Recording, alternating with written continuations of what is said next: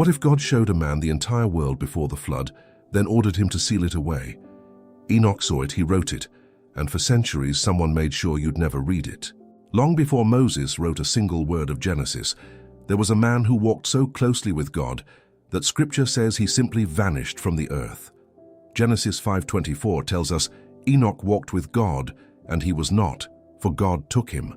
No death, no burial, no explanation given to the generations that followed him. Just a quiet, almost unsettling disappearance, as if heaven reached down and pulled him through a door the rest of us were never meant to see. But that single verse is only the surface. Beneath it lies a story that the compilers of the Bible chose to leave out of the final canon, a story preserved instead in fragments, in caves, in ancient libraries far from the reach of Rome. That story tells us Enoch didn't just walk with God in some quiet, personal sense. He was taken, lifted bodily through the heavens, shown the architecture of creation itself, and given knowledge that no human being before him had ever possessed. Think about what that means for a moment. This wasn't a vision in a dream, the kind the prophets often described. This was something closer to an abduction by the divine. The Book of Enoch, a text so revered in the early church that the Apostle Jude quotes it directly, describes angels appearing to Enoch and lifting him past the clouds, past the stars, into chambers of fire and ice, into rooms where the fate of every soul was already written down. He saw the treasuries of thunder and lightning. He saw the storehouses of snow. He saw the place where the souls of the dead wait, separated by the choices they made in life.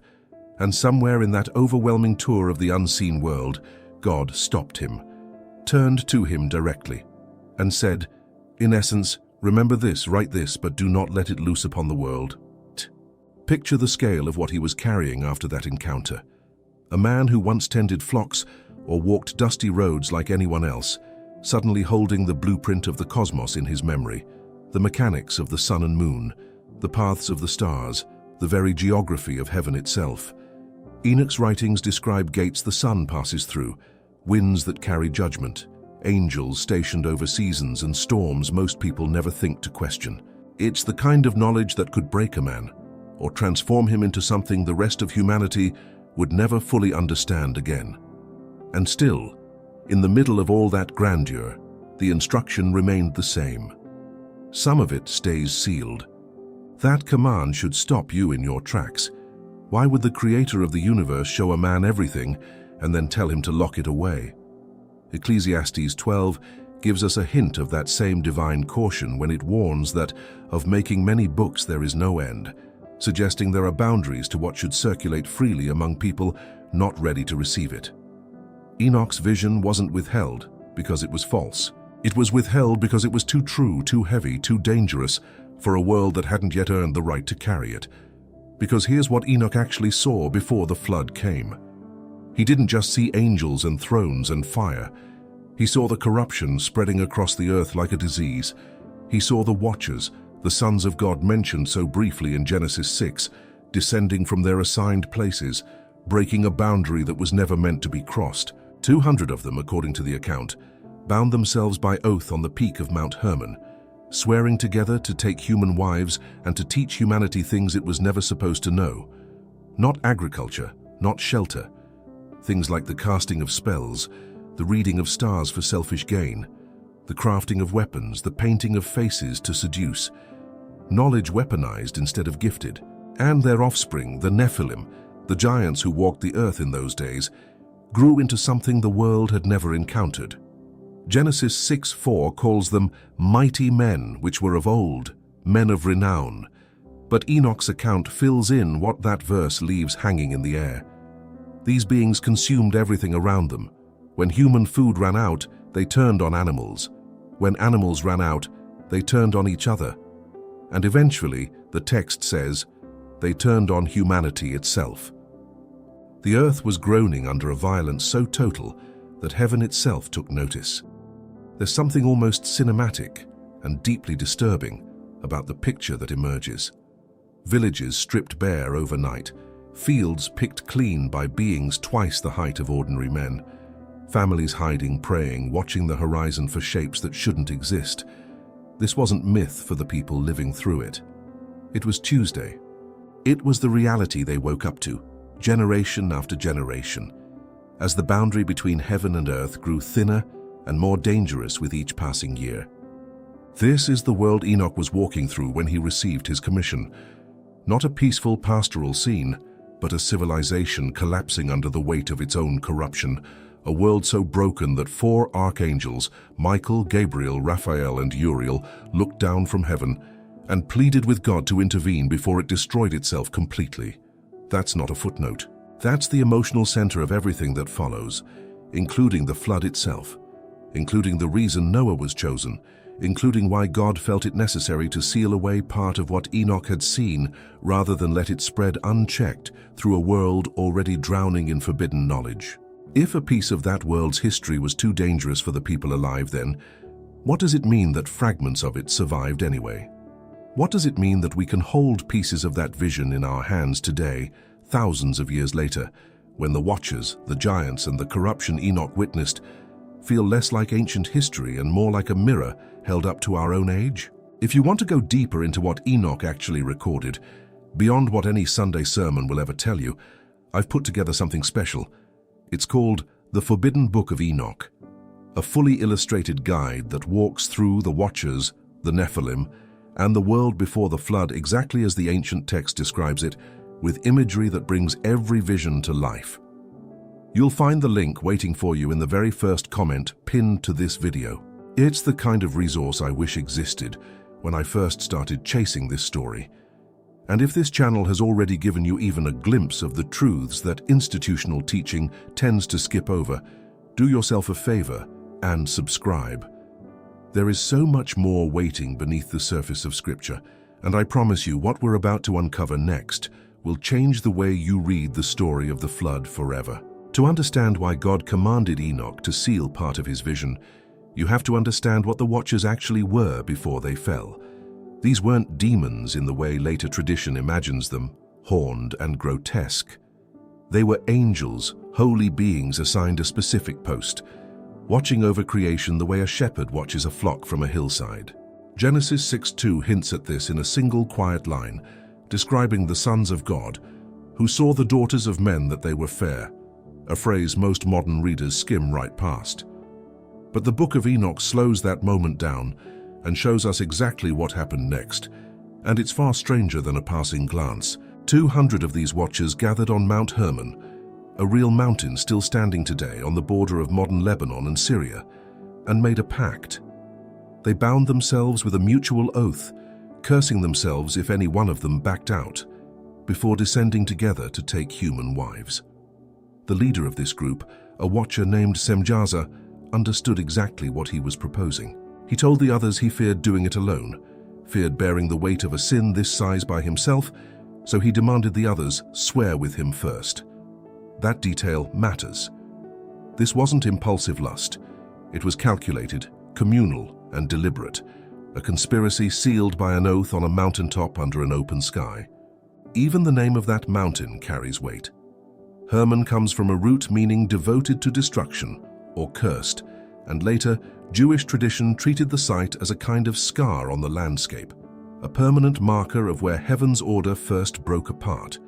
Pilgrims and scholars have long noted that Hermon sits at the northern edge of ancient Israel, overlooking the region later associated with Caesarea Philippi, a place still tied in the Gospels to encounters with spiritual darkness. It's not hard to imagine why early readers of Enoch's account saw that mountain as more than geography. They saw it as a wound in the earth itself, a place still humming with the memory of that broken oath centuries later. Once they crossed that line, they didn't stop at marriage. Enoch's account names them individually, Azazel, Semjaza, Amaros, Kokabel, and more, and assigns each one a specific piece of forbidden knowledge they poured into humanity. Azazel taught men to forge swords, knives, shields, and breastplates, turning simple tribal disputes into organized warfare. He taught women the art of cosmetics, the working of precious stones, and the art of beautifying the eyelids, transforming natural human beauty into something staged and manipulative. Another watcher taught the cutting of roots and the working of plants for poison. Another revealed the secrets of the clouds. Another taught the signs of the sun and moon, in ways meant not for wonder but for control, for divination, for manipulating fear. This is where the story stops being about romance between angels and women and becomes something closer, to a technology transfer gone catastrophically wrong. Knowledge that belonged to heaven, knowledge humanity wasn't ready to hold responsibly, got handed down like fire to men who had no framework for wielding it with wisdom. Deuteronomy 29:29 draws a sharp line that echoes back into this very story. The secret things belong unto the Lord our God, but those things which are revealed belong unto us. The Watchers erased that line entirely. They took what belonged to the secret things of God and handed it to men still learning how to farm and raise children.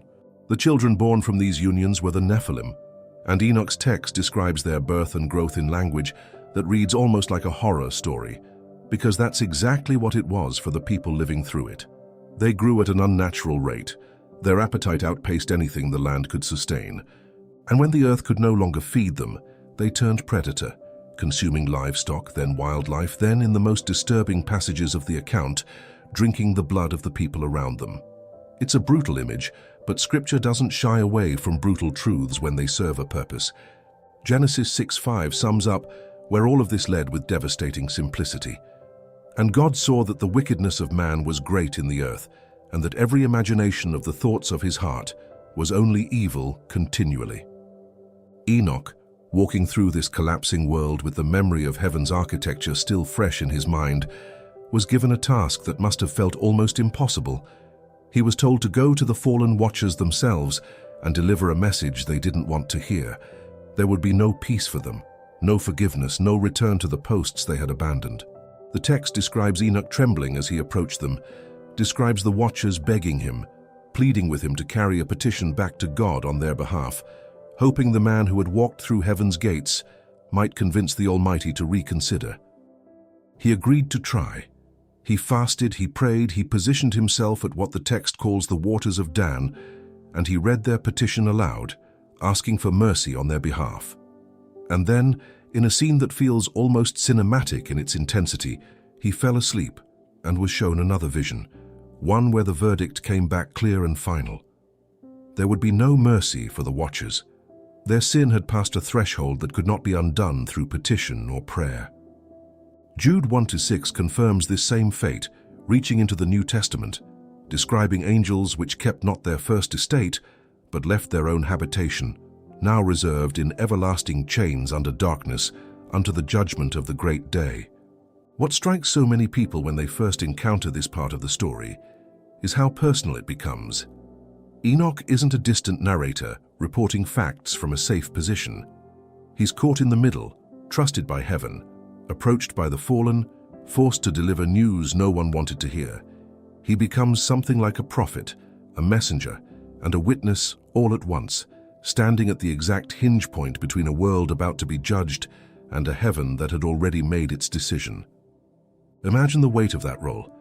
Not chosen because he asked for it, not trained for it in any formal sense, but simply the one man righteous enough, or perhaps simply present enough, to stand in that gap between two worlds colliding.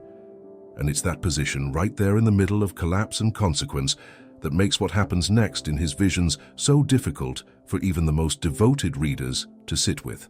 After the petition failed, after the verdict came back sealed and final, Enoch's visions shifted into something even stranger.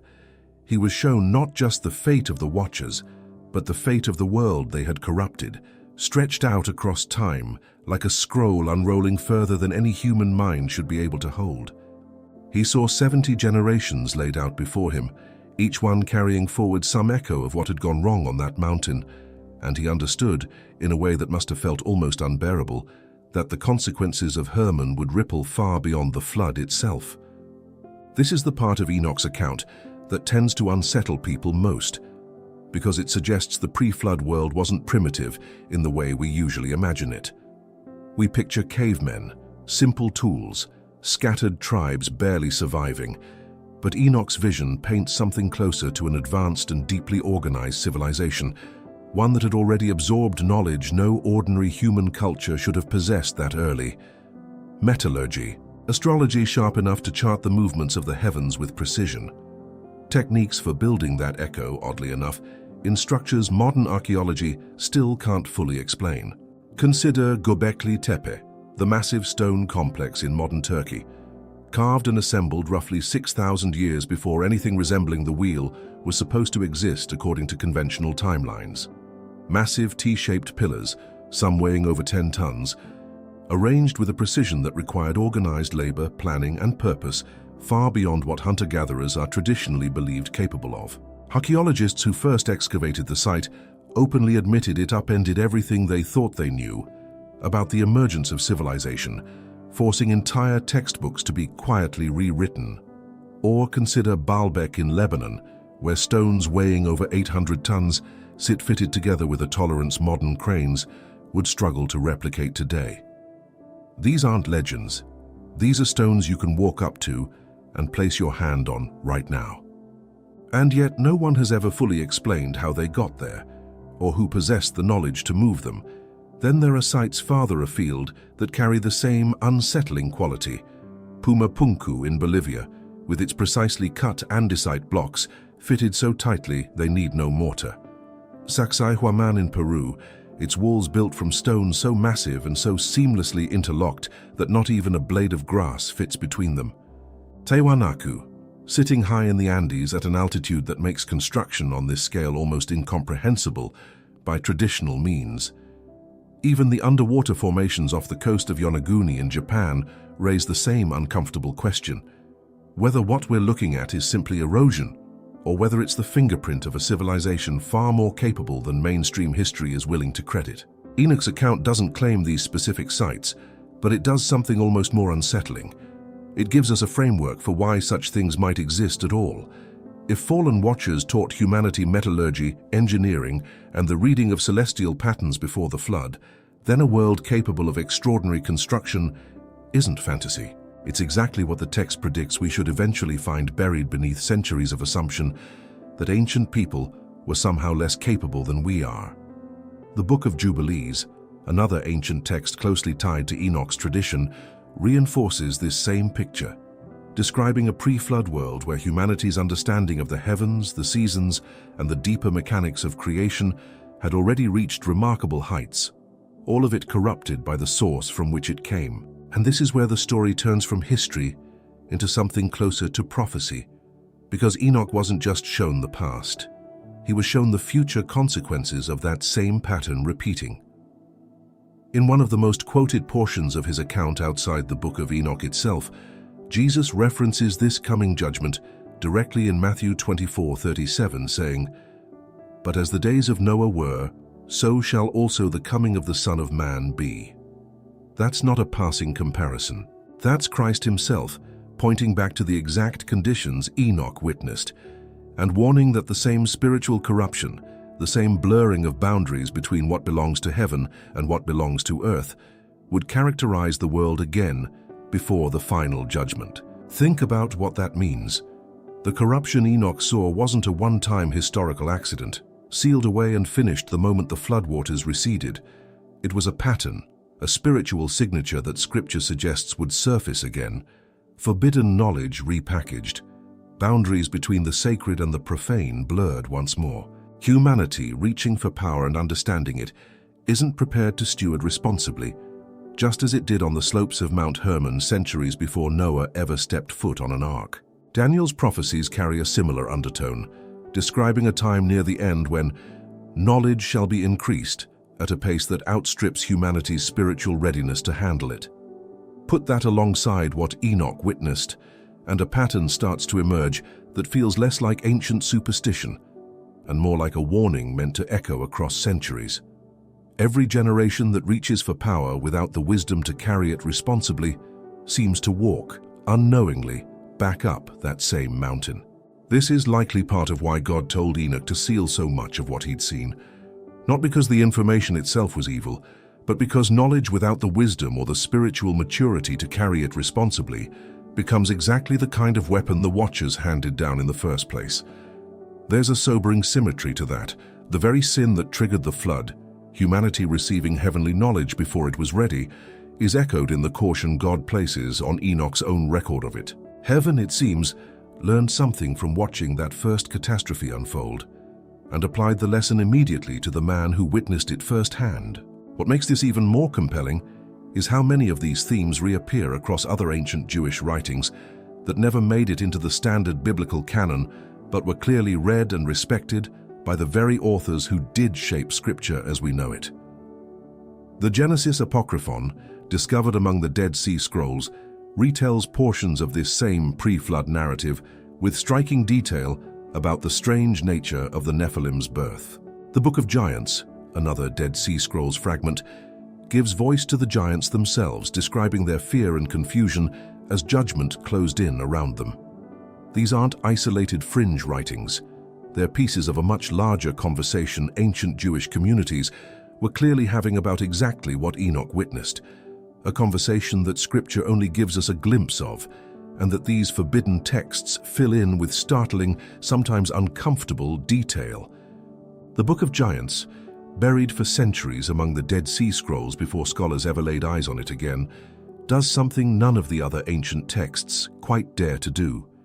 It gives the giants themselves a voice, not as monsters in the background of someone else's story, but as beings capable of fear, of dreaming, of sensing that the world beneath their feet was about to shift beneath them permanently. Fragments of the text describe two of these giants, named Haya and Ohya, waking from troubled dreams and rushing to their fathers, the fallen watchers, begging for an interpretation of visions that felt like warnings written directly into their sleep.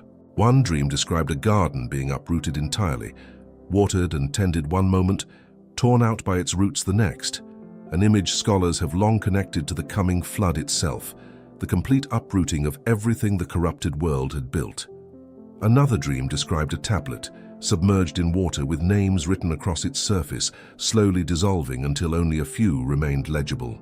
Imagine being told, as a being who believed yourself powerful enough to reshape the earth, that your name was already being erased from a record somewhere beyond your control. That's the kind of dread woven through this account, and it's remarkably human in texture, considering these were supposedly the mightiest beings ever to walk the earth. There's an almost tragic quality to these fragments once you sit with them long enough. These giants, born from a transgression they never asked for, inherited a fate they couldn't undo simply by fearing it. They didn't choose the mountain, the oath, or the corrupted knowledge poured into the world before their birth.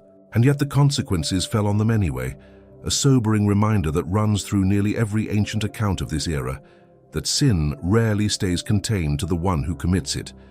It moves outward, generation to generation, until an entire world finds itself standing in water it never asked to wade into. Enoch himself appears in these fragments as well, sought out by the giants in desperation, asked to interpret the visions plaguing them, much the same way he had once carried their father's petition to heaven. And once again, his answer offered no comfort. The judgment was fixed. The flood was coming. Nothing born from that unholy union between angel and human would survive what was about to happen.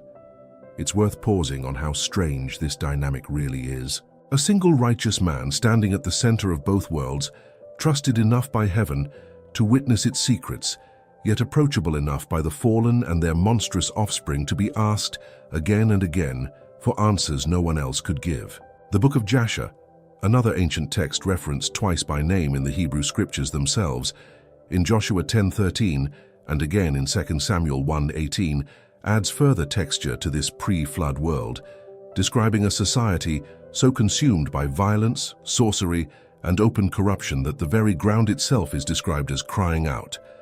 It paints a picture of judges who could be bought, marriages arranged purely through conquest and violence, and a general collapse of every structure meant to hold a society together with any sense of justice.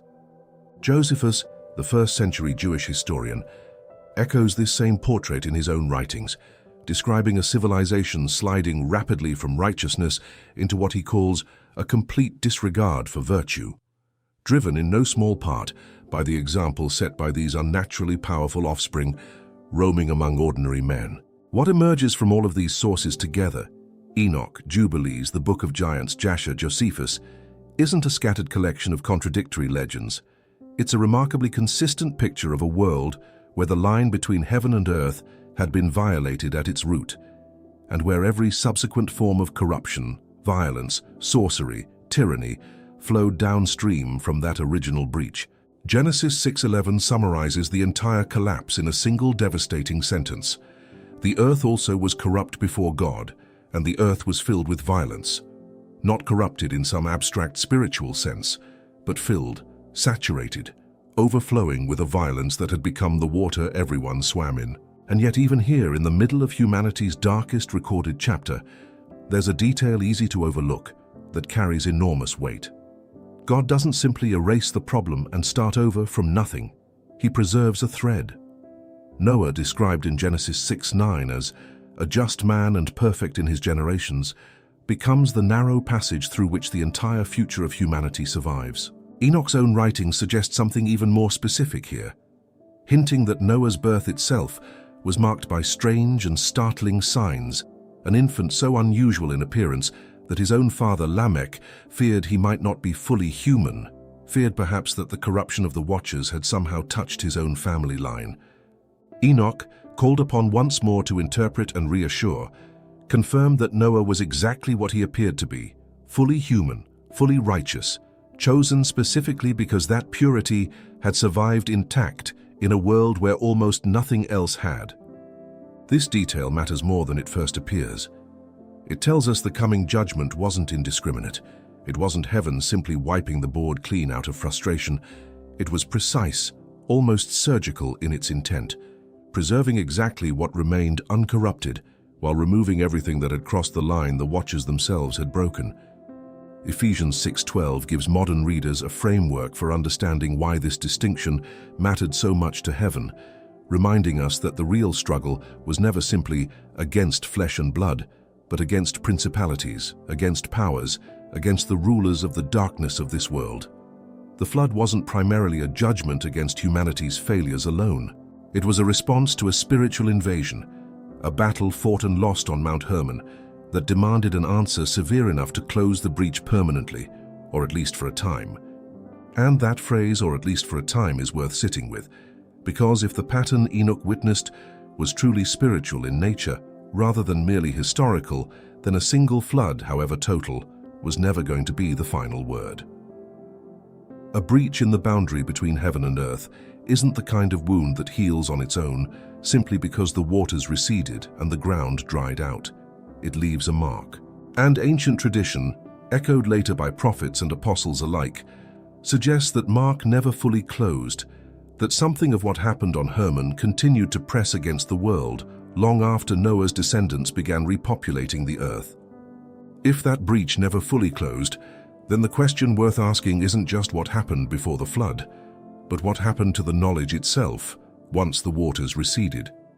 Enoch's account doesn't simply drop the subject once judgment falls on the Watchers. It follows the thread forward, and what it describes next is one of the most quietly unsettling ideas in the entire text. The corrupted knowledge didn't vanish with the world that first received it.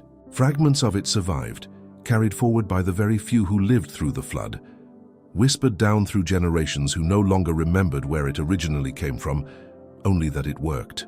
This is where the story stops being purely biblical and starts brushing up against something almost every ancient culture on Earth seems to remember in its own way. Sumerian tablets describe beings called the Anunnaki descending from the heavens to instruct early humanity in agriculture, kingship, and the secrets of the cosmos. Greek mythology tells of Prometheus, punished eternally for stealing fire, a symbol of forbidden knowledge from the gods and gifting it to mortals who weren't meant to hold it. Mesoamerican traditions speak of feathered, shining beings who arrived from across the sea or descended from the sky, teaching astronomy, mathematics, and calendar systems so precise that some remain more accurate than tools developed centuries later. Even in ancient Egypt, priestly traditions spoke of the Neteru, divine beings who arrived in a distant age and handed down the very foundations of civilization before withdrawing back into the heavens they came from. These aren't identical stories, but the shape underneath them is strikingly similar. Beings from above, forbidden knowledge, a civilization transformed almost overnight by information it didn't organically develop on its own. Enoch's account gives us a framework that predates nearly all of these other traditions and offers something they don't: a moral and spiritual explanation for why that knowledge came with such a devastating price attached. It wasn't a gift freely given by benevolent visitors.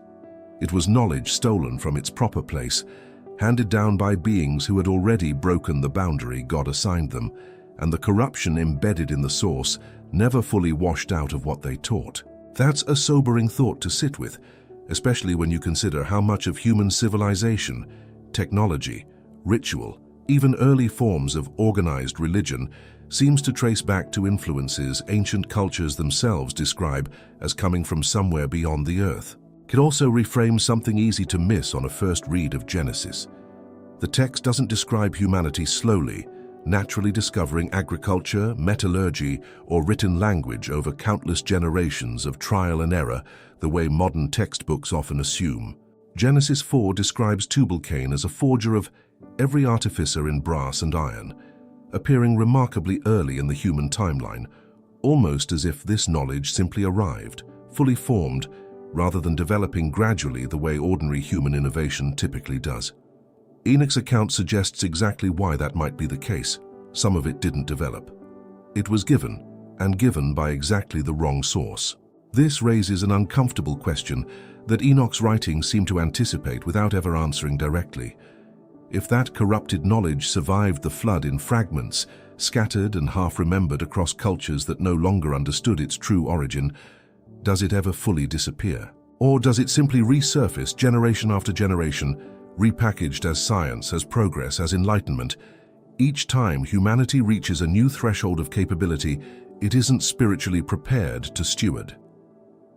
2 Peter 2:4 offers a sobering anchor point here, confirming that God spared not the angels that sinned, but cast them down to hell and delivered them into chains of darkness to be reserved unto judgment. Their punishment is described as certain and complete. But the text never claims the knowledge they scattered across the earth before their judgment vanished along with them. There's something almost eerie about how many of humanity's earliest civilizations describe a sudden leap forward rather than a gradual climb. One era with scattered tribes, simple shelters, primitive tools.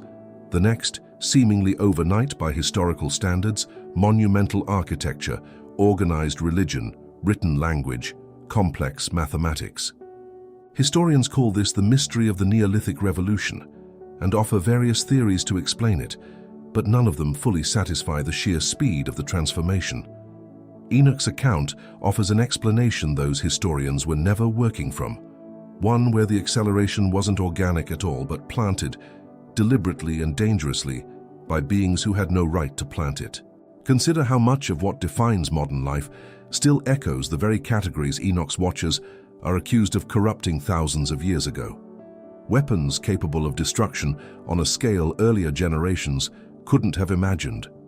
Technology that reshapes not just how we live, but how we think, how we connect, how we understand truth itself. Genetic science pressing against boundaries once considered untouchable.